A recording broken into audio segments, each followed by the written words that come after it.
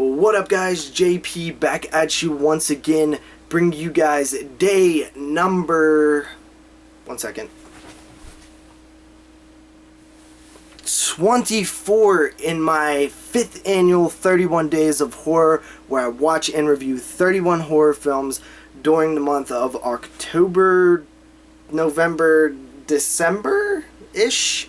Yeah, I totally failed doing the 31 Days of Horror series again, so it's now December and I still don't have it done. I'm on day 24.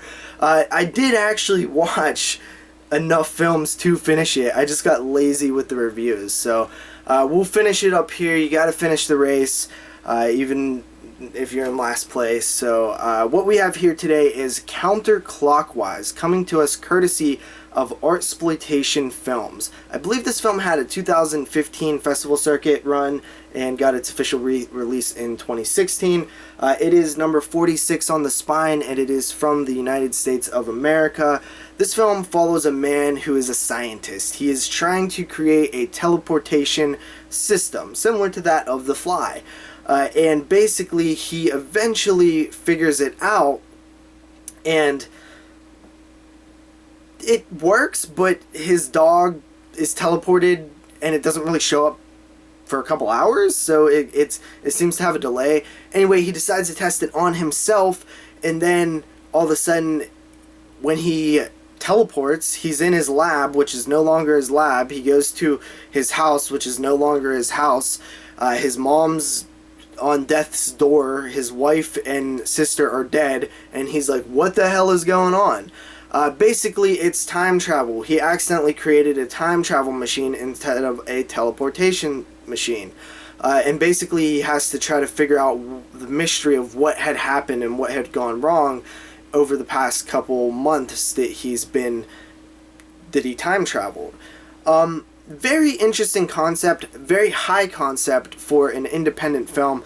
This film definitely feels like it has a lower budget, just based on what they're able to do, which, does affect the narrative. It feels like it was held back by the budget a little bit because of the high concept, but still very entertaining, and the mystery is very intriguing. You really do wonder what's going on and how all this stuff got the way it did, and you're interested and with the character trying to figure out what the hell went wrong, and I like that about it. And honestly, the actor that they chose, they casted, I love this guy. This guy is fantastic.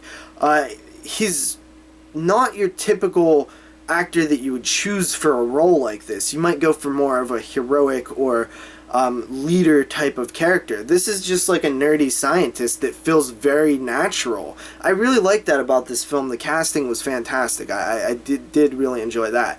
My biggest beefs with the movie, though, are that once you actually do find out what's really going on and how everything got the way it is, it's kind of a little lame. And it's just very typical. It's exactly what you would think, kind of. Like, if you thought about it, if you're like, oh, I'm going to write a story about how all this stuff happened, it's probably the first thing you would think of, honestly. So I was a little let down at the mystery aspect once it was revealed. But while I was with the character trying to figure it out, it was really cool. And the time travel stuff is really neat as well. I like it. It's, shot pretty good. It's well made, but it's just narrative-wise, just not what you would hope for. It stopped this movie from being, completely fantastic. And it's still really good, though. It's still a really good independent film, really good movie altogether, regardless if it's independent or not. So it's still really good. It just could have been very good or great or fantastic. I'm going to go ahead and give it a 7 out of 10. I did highly enjoy it, though, and I do recommend checking it out. It's a pretty cool movie. If you like time travel stuff, it's right up your alley. I like time travel stuff as well. So with that said, guys, see you guys next time with another review. Peace.